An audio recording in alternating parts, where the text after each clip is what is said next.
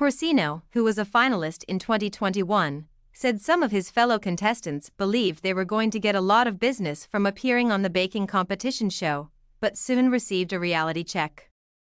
Series he previously filmed was cancelled halfway through the season, so no one ever saw his episode. I probably could have done a better job capitalizing on my wins. She was then victorious and beat Bobby Flay in 2014 with a signature North Indian. The wins did not immediately change Patel's life, where she shares Indian-inspired recipes and partners with brands.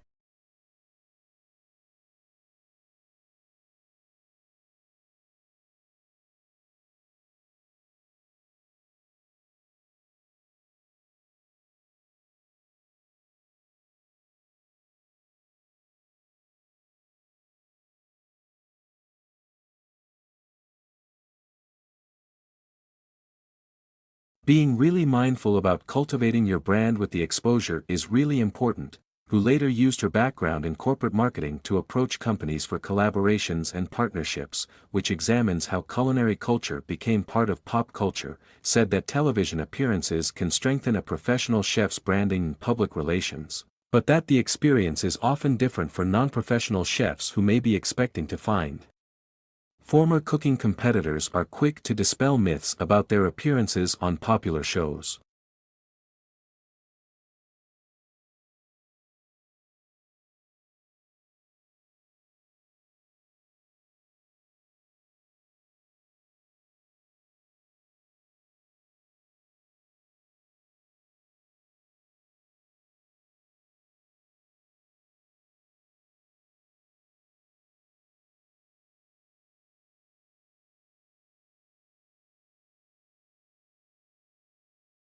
I wasn't comfortable with an executive producer giving me. Corsino was familiar with the role production plays in a show's storytelling, which Oren characterized as deeply conservative and not doing much to bring in new audiences, is seemingly at an inflection point in today's more democratized media world. We keep our journalism, including our essential reporting on the natural world. Independent amplifies the latest science, data and studies, and puts pressure on policymakers and businesses to the innovation and investment in new technologies that we so desperately need.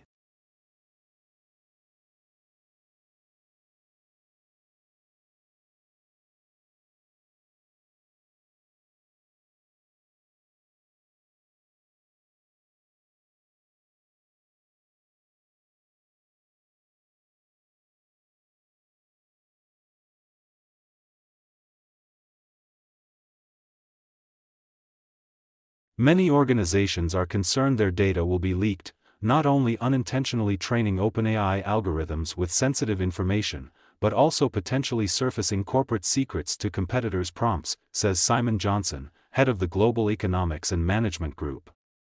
They can also aid with technical tasks, like coding, and complete routine tasks that lighten employees' cognitive load and schedules.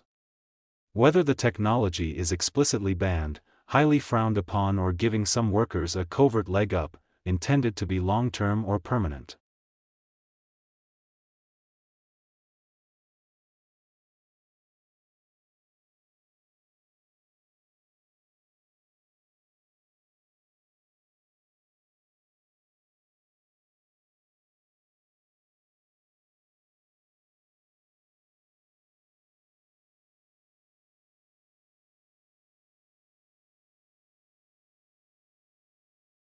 While these bans may help companies keep sensitive information out of the wrong hands, particularly on a longer-term basis, can backfire. AI tools are set to become part of the employee experience, so restricting access to them without providing a vision of when and how they'll be adopted could create frustration, ideal when his presentations require in-depth, up-to-date knowledge. It's worth the minor inconvenience of occasionally having to dim his laptop screen in the office.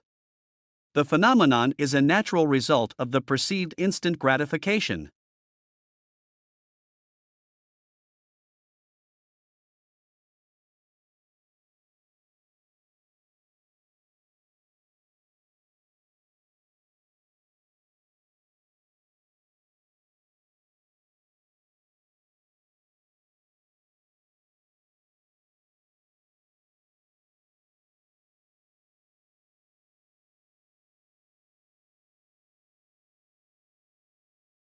That traditionally glacial pace might frustrate some younger applicants, who are used to making speedy connections via social media. The pandemic created an awakening around the status quo of how work got done, how people pursued positions, and how employers hired for positions. There's this flexibility now, and this freedom to say, I am going to stand out in a little bit of a different way. I'm always encouraging of new and interesting ways to get attention as a job seeker. Satish recommends candidates keep their LinkedIn profiles updated frequently.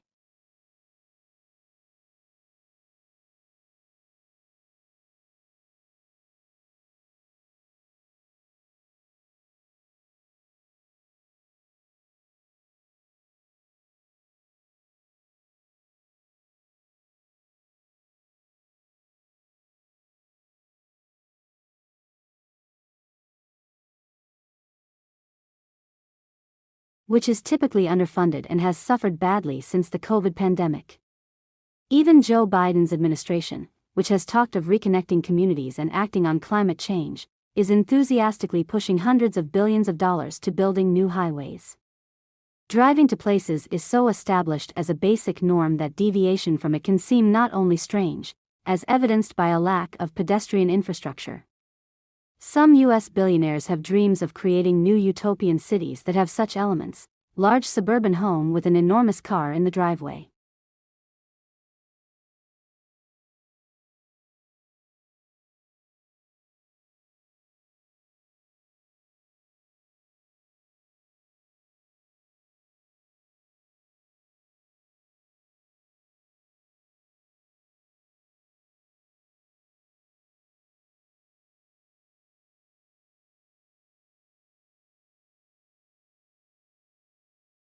It's positively European, somewhere between Mykonos and Ibiza, said Jeff Speck, a city planner and urban designer who took a tour of cul-de-sac earlier this year.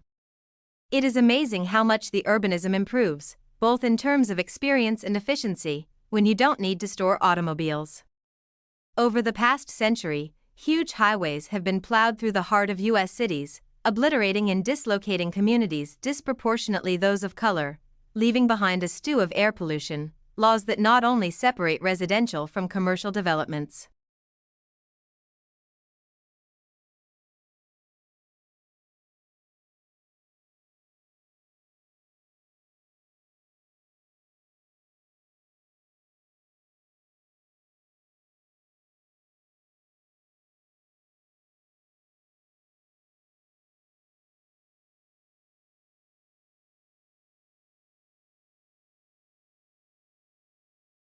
We look back nostalgically at college, because it's the only time most people have lived in a walkable neighborhood. People are happier and healthier, and even wealthier when they're living in a walkable. The development's buildings are a Mediterranean sugar cube white accented with ochre, and are clustered together intimately to create inviting courtyards for social gatherings and paved. The scorching sun temperatures in these walkways have been measured. The architects call the structures fabric buildings, utilitarian boxes situated next to a huge, baking car park.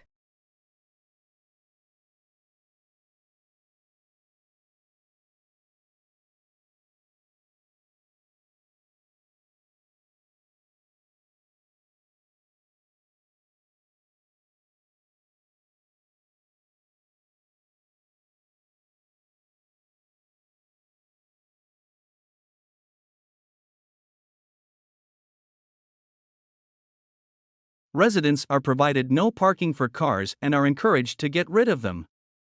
The apartments are also mixed in with amenities, such as a grocery store, restaurant, yoga studio, and bicycle shop, that are usually separated from housing by strict city zoning laws. Neighborhoods of this ilk can be found in cities such as New York City and San Francisco, but are often prohibitively expensive due to their allure, as well as stiff opposition to new apartment developments, a former McKinsey consultant. But his enthusiasm for car-free living was born, he said, from living and traveling.